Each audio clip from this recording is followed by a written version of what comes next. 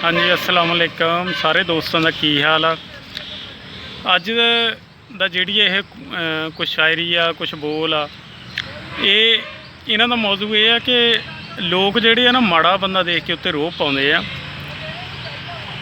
क्योंकि तगड़े दे तां किसे दा वस नहीं चलदा। मान लो किसी ने किसी दे नाल माड़ा कीता ते वो बंदा उतों तगड़ा होवे ना उन्होंने नहीं कुछ कर सकदा, वो अपने तो माड़ा लभ के ਉਹਦੇ ਉੱਤੇ अपना गुस्सा लाउण की कोशिश करता। इस वास्ते आ अगर किसी नूं गल थोड़ी बहुती चुभे तो पेशगी माजरत सुनो जी कि बाज भी तूफानां विच घिर सकदा, टुट के पहाड़ भी तो गिर सकदा। हौसले की हुंदी गल बात वखरी, हौसले की सारी गल बात हुंदी आ। वेख के गरीब जिहड़ा रोब झाड़दा भुल्ली उहनूं अपनी औकात हुंदी आ।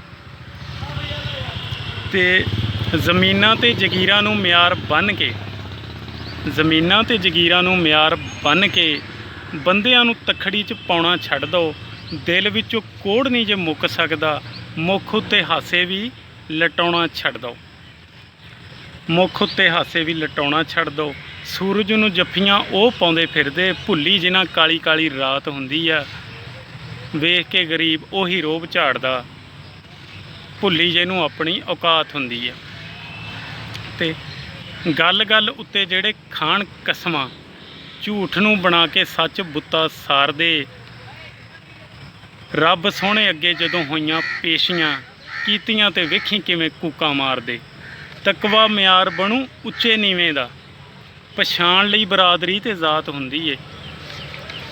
तकवा म्यार बनू उच्चे नीवें दा, पछाण लई बरादरी ते जात हुंदी आ।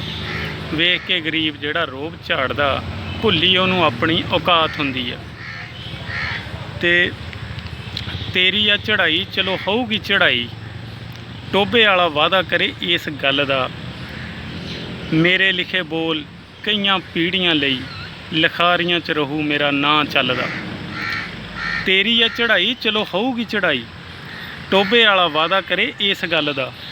मेरे लिखे बोल कईयां पीढ़ियां लई, लिखारियां च रहू मेरा नां चलदा। यही तो सुनाया सी कि दीवियां नूं वेखी किहदियां दी उच्ची उच्ची लाट हुंदी है। वेख के गरीब जिहड़ा रोब झाड़दा भुल्ली उहनूं अपनी औकात हुंदी है। सो दोस्तों ये सी कुछ लाइनां।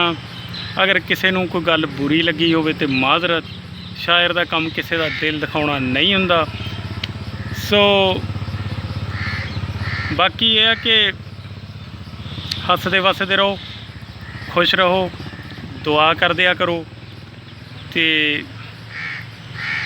फिर किसी वीडियो नाल हाज़र होऊंगा जदों कुछ लिखिया, पहला लिखिया पिया तो काफ़ी कुछ पिया। सो जदों भी टाइम लगता ना कोई वीडियो बना दी दी आ। तो बाकी ये जिहड़े गीत आ या कुछ बोल आ ना अजकल चल रहे आ, ये सुनेहे ही आ सारियां लई कि अगर कोई माशरे च तब्दीली लियाउणी है तो उच्चे नीवें का फर्क करना छड्ड दो। इहदे विच ही फायदा सारियां दा। रब रख।